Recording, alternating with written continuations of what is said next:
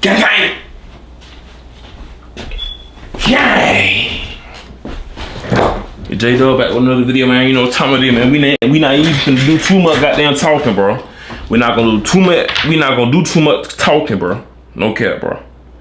Let you get straight into the bit.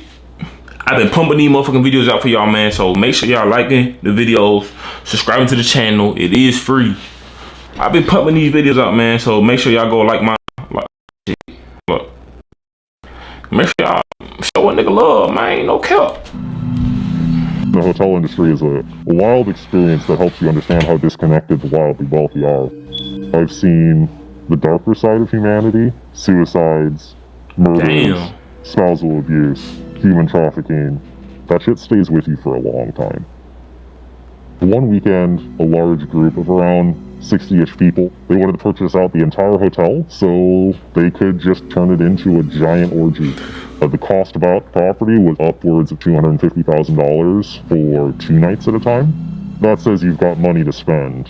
They left a nightmare room. Blood, feces, semen stains. One of my bellboys came up and was like, I've got a black light, I'm curious. He turned it on, and I remember we looked down and saw the stains, we looked to the sides and saw them on the wall. At one point in the bathroom, we looked up and saw them all on the ceiling, and we were just like, how do you do this? This is man, how do you boo-boo on the ceiling? How do you even do that shit, Sam? I worked as an operations manager for around 10 plus years. I've worked in hotels where the average daily rate is anywhere from like $99 and then all the way up to boutique properties where the average cost is around $1,400 per night. In general, the higher up that price value, the more common it is to be treated like you're less than human. The people who are coming to visit you, famous pop stars, Russian oligarchs, they have a private plane. Famous pop stars. When I think of famous pop stars, I think of niggas like goddamn, like Machine Gun Kelly and shit, or like maybe like Justin Bieber and shit. Lady Gaga. That's who I think about. I don't know. Shit. Who y'all think? That they get in a private vehicle with all tinted blacked out windows. Sometimes they have security squads. They'll snap their fingers at them. Very large sense of entitlement where if they approach the desk, they are the only thing that exists to you in that moment. And that's what they came to expect from that level of entering a luxury. I changed my mind. Maybe like Elon Musk, Jay-Z, Diddy for sure. Diddy was definitely in that bit, twin. I ain't gonna cap to you, twin. Most people who visit boutique hotels are not coming for business. They're there for pleasure. There was a group of fabulously wealthy individuals. You can definitely get a sense of how much wealth they actually have when they're talking about things like buying a fleet of Boeings in the lobby casually. They would buy out this entire property.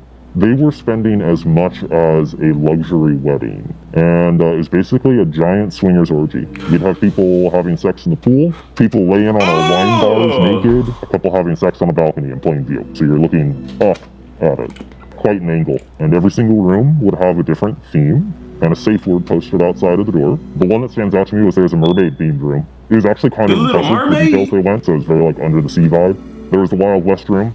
There was the straight-up BDSM room. One couple you had to talk to while they were naked. They would purposely wait to start having sex until housekeeping wanted to clean the room. They wanted somebody to watch. You mean to tell me, son, instead of putting the do not disturb tag on your door, you wait till the lady come in and then you start fucking? You trifling.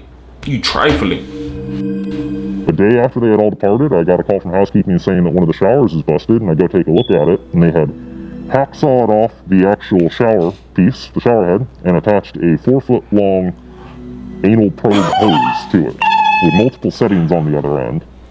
And that was as disgusting as you can imagine. After all of the drama and mental scarring that we put up with for this orgy buyout group, probably between about 30 staff, I want to say we made $20 in tips.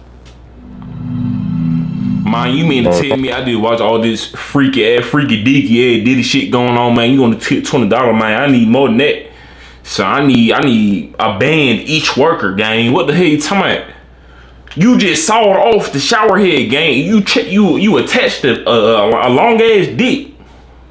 You mean to tell me you only tip $20 an hour? Man, you tripping. I found myself on more than one occasion getting stuck in awkward situations between husbands, their lovers, and then the actual wife. The worst case scenario was husband and wife shared credit cards naturally, and she started seeing the hotel show up on the books, and she stormed it.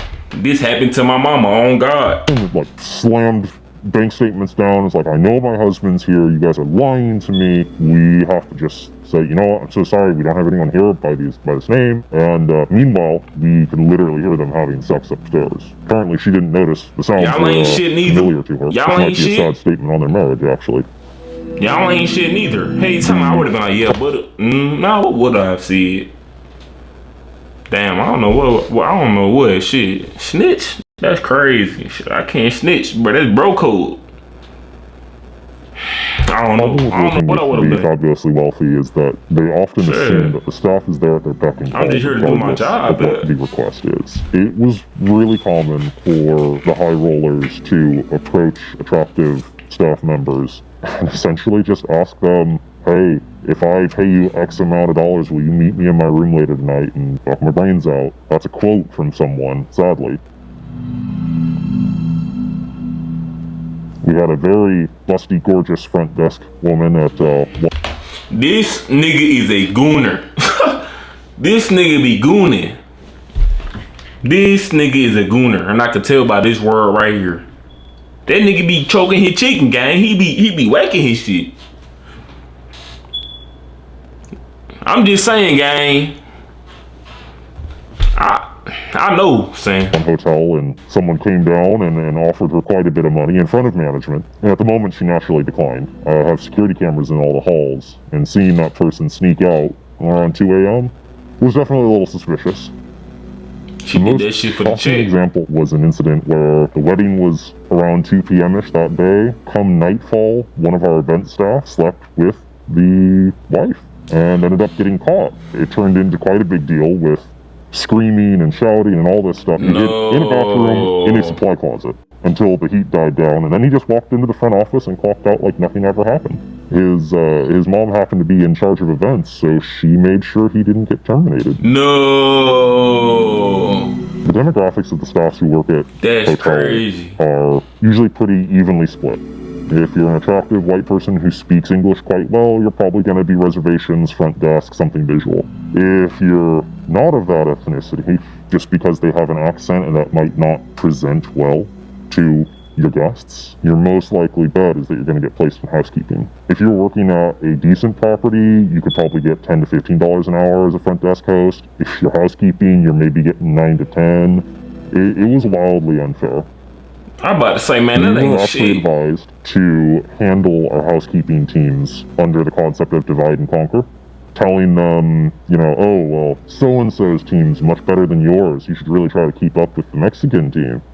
It creates that toxic environment. This prevented the entire housekeeping team from uniting together and presenting concerns. And I saw that kind of model in multiple hotels. The Mexican team probably killing shit. In retrospect, I can safely say that the hours they made me work, the wild situations you run into, it's a miracle that I never got in a really bad car accident commuting. It slowly burns you out in a way that you can't explain until you are out of it. You just kind of know something's wrong and you're not happy.